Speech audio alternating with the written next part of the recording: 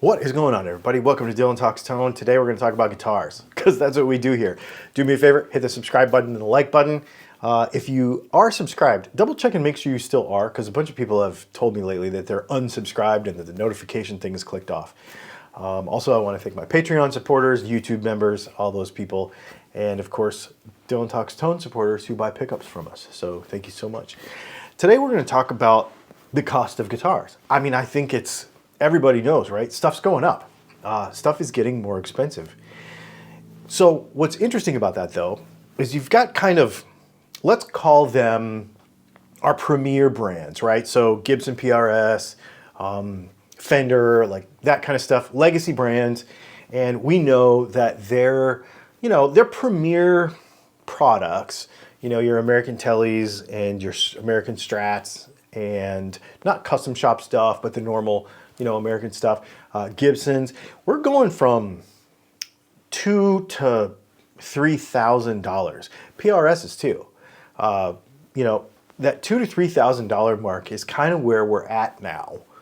It kind of sucks to even say that, but it's true for like a premier brand, legacy brand.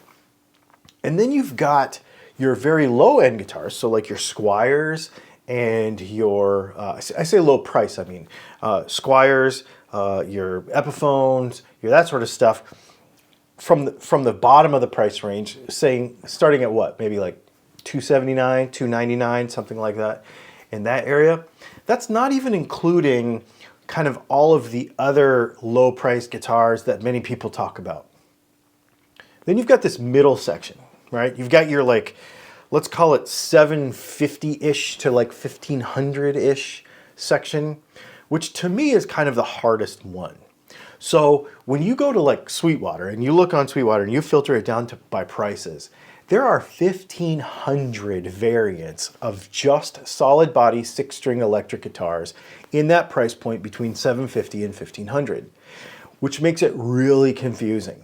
Because if you want an American-made guitar, that just drops your choices all the way almost to nothing. There's a couple of Fenders in there, and that's pretty much it. There's a couple of Gibsons now. We've got the new Modern Light.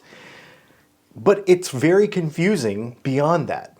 Not only that, because people are so price conscious, there's almost like this race to the bottom to get like the guitar that's as good as another guitar, the cheapest guitar for the money, the best guitar for the money, like that kind of stuff. Those concepts and those terms get thrown around on the internet all the time. And that middle section, I think, of $750 to $1,500 is just glutted with selection. And so when you scroll through that section, everything kind of looks the same. There's some unique stuff in there, but, it's Strats and Tellies and copies of Strats and Tellies and S-style stuff and, various things. And it's just kind of like, all right, what am I going to choose? And you kind of have to just go pick a color and decide what you're going to get, right? Maybe you have some brand loyalty. Maybe there are things that drive your choice.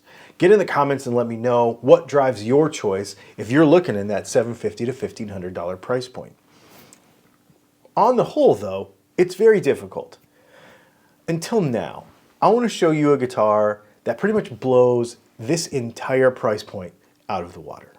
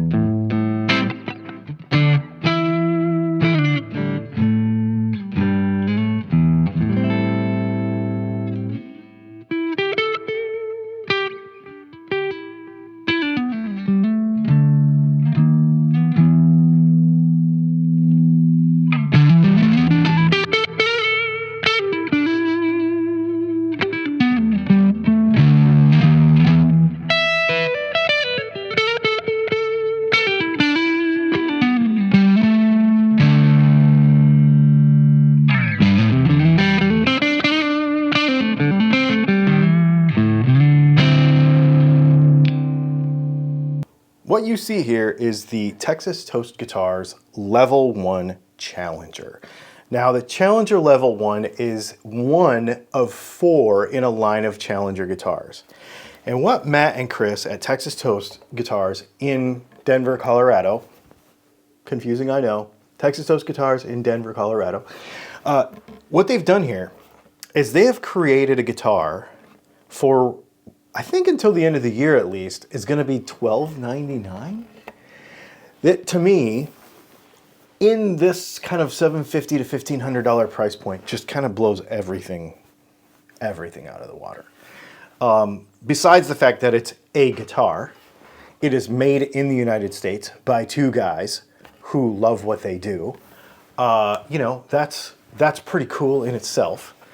And it's got key components like a body, a neck, and tuners and stuff.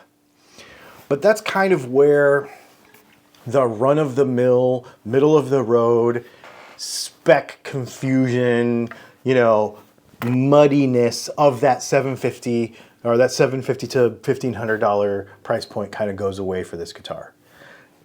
This thing is way different. This is a solid mahogany body with a carved top, okay, at $12.99, with a maple set neck. With this particular guitar, I believe, has a rosewood fretboard. These are cryogenically treated medium jumbo frets. This is a bone nut. And up until this point, you're going to say, okay, well, that's pretty normal, right? It's pretty normal. Well, let's talk about boutique guitars and what makes them different and why this thing is such an anomaly in the marketplace. Let's go to some boutique features. First of all, we have Hipshot hardware. We have a Hipshot bridge. If you Google Hipshot and understand how much those bridges cost, they are not cheap. We've got Hipshot open gear tuners. On this fretboard, there's no fret tanks. So they've got hidden fret ends here. And so basically the way they do this is they cut the groove in the neck without coming out the edge. So you will never have that fret tang sticking out and poking your hand. Oh, we got CTS pots with high quality knobs, Switchcraft switch. We have Dylan pickups, P90s. If any of you have ever been around for a whole long time around our guitar channel, you know that I'm pretty proud of those P90s and they sound pretty stinking awesome.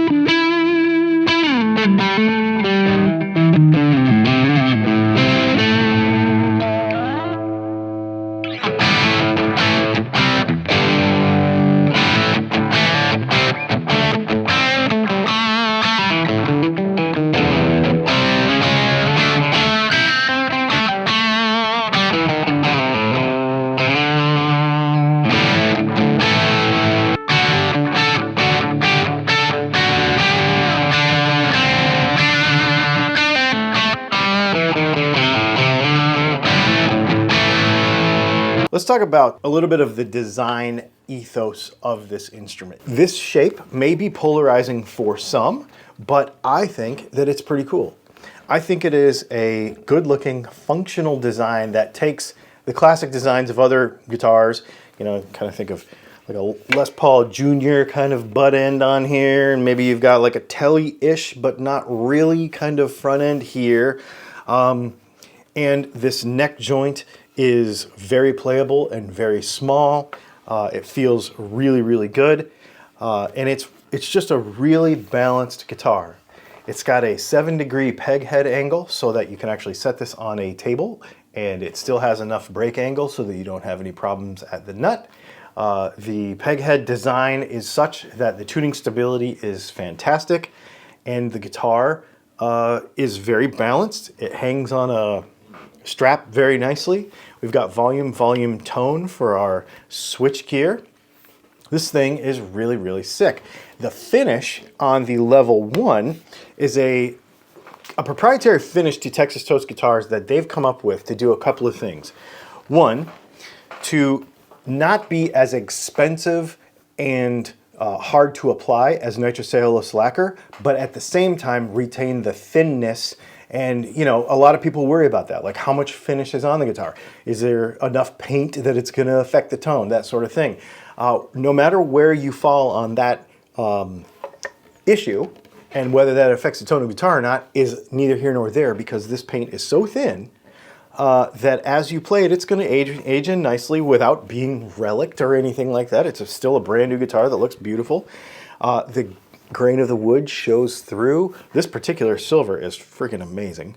But at the same time, it doesn't feel budget. Some satin finishes and some lower end guitars feel budget. This guitar does not. It still feels like a boutique instrument. When you look at the details, like the way the peg head and the neck and the nut and the side of the fretboard are finished, when you look at the way the finish is done around the heel of the neck here, this is boutique instrument grade stuff right here. This is really, really nice. It's done very, very well, nice and clean. Even the strap pins have the little pads underneath them. You know, there's just all these little touches that on a very basic guitar for a very reasonable price at $12.99, at least till the end of the year, I think. I mean, with my pickups in it, these P90s are phenomenal. This thing is great. The cool part is you can go to the website, you can hit a couple click down boxes, and you can order this guitar, and you can get it done in whatever color you want. I think there's a pretty wide color selection, and it comes with a bunch of little case candy that you should buy this guitar to find out what it is, because there's a bunch of stuff in that case right over there that's pretty cool as well. There's a level 1, which is this one. There's a level 2, there's a level 3, and there's a level 4. I ordered a level 2 for myself. I did make the pickups for my own guitar, but beyond that, I did not get a deal or anything. I paid full price, retail, because I've been out to their shop enough. I've seen what they do. The two guys that run this, Matt and Chris, are amazing, and this guitar shop is really cool. I've always wanted a Texas Toast guitar, and I've never had one. I probably could have finagled my way into a freebie somehow, but I did not. I literally paid my own money, and I bought full price, full retail, a level 2 for myself. That's how much faith I have in them. And I know they're going to sound good because my pickups are in them. Anyway, I think it's a really cool guitar. I think this is something that takes that middle price and just, to me, it blows those other $750 to $1,500 guitars out of the water. I think when you have a boutique instrument made in Colorado by two guys that takes this everything to the next level, all the little details are next level. This is not one of your race to the bottom, just as good as something else guitars. You notice we didn't really compare this to any other guitars because I think honestly it stands on its own by itself. Anyway, there is a link to them in the description if you want to buy one. I do not make any commissions or anything. Obviously, we do make the pickups, so I do have that connection. But I don't make any commissions. I'm not an affiliate of them or anything. I just think they're really cool. He sent me this guitar to review, but I do not get to keep it. I'm actually sending it on to Phil McKnight so that he can do a review on it. And this thing is pretty sick. Anyway, thanks for hanging out. I am glad that you were able to be part of Dylan Talks Tone community today. Do me a favor, hit the subscribe button and the like button. Let me know what you think of this guitar and others like it. And going back to the question that we talked about earlier, if we're going from $750 to $1,500, besides this guitar, what else would you choose? Let me know in the comments, and we'll see you in the next video.